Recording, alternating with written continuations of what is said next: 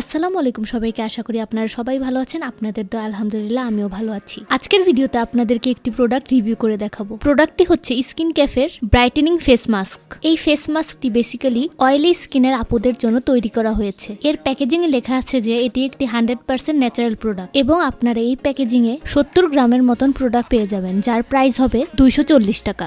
এবং প্রোডাক্টটিকে কিভাবে ইউজ করতে হবে তা আপনার প্যাকেজিং এ লেখা থাকবে। এই প্রোডাক্টটির প্যাকেজিং আমার কাছে খুব ভালো লেগেছে, কারণ এটি একটি জিপলক ব্যাগে আসে। জিপলক ব্যাগে আসার ফলে এটিকে স্টোর করা অনেকটাই ইজি হয়ে যায়। অন্যান্য প্রোডাক্টগুলোকে স্টোর করার জন্য বক্সের প্রয়োজন হয়, কিন্তু এই প্রোডাক্টটিকে আপনারা ইজিলি এইভাবেই স্টোর করতে পারবেন এবং ব্যবহার পর এটাকে এইভাবে লক করে রেখে দিতে পারবেন। প্রোডাক্টের স্ট্রাকচার হিসেবে যদি আমি কথা বলতে চাই, প্রোডাক্টের স্ট্রাকচারটি হচ্ছে একদমই মিহি পাউডারের মতন। এখানে কোনো হার্স দানা নেই, তাই আপনারা ইজিলি এটাকে যেভাবে বলা আছে ওইভাবে ফেসে অ্যাপ্লাই করতে পারেন। এখানে ড্রাই স্কিনের লোকেরা এটাকে কিভাবে অ্যাপ্লাই করবে এবং অয়েলি স্কিনের লোকেরা কিভাবে অ্যাপ্লাই করবে তা প্যাকেজিং এ সুন্দরভাবে লেখা আছে। আমার যেহেতু এক্সট্রিমলি অয়েলি স্কিন, তাই আমি এটিকে শুধু পানি দিয়ে পেস্টটি তৈরি করে নিয়েছি। এখন আমি এটি ভালোভাবে আমার ফেসে অ্যাপ্লাই করে নিচ্ছি। এখানে আমার এটি ফেসে অ্যাপ্লাই করা শেষ। কিছুক্ষণ পর আপনারা দেখতে পাচ্ছেন যে আমার অনেক অংশই শুকিয়ে গিয়েছে। এর প্যাকেজিং এ লেখা ছিল যে এটি শুকানোর জন্য 20 মিনিটের প্রয়োজন। আমি 10 মিনিট অপেক্ষা করেছি, আর এখন আপনারা দেখতে পাচ্ছেন যে অনেকটাই শুকিয়ে গিয়েছে। এখানে আমি আমার ফেসটিকে ধুয়ে এসেছি। আপনারা যদি আমার কাছে এর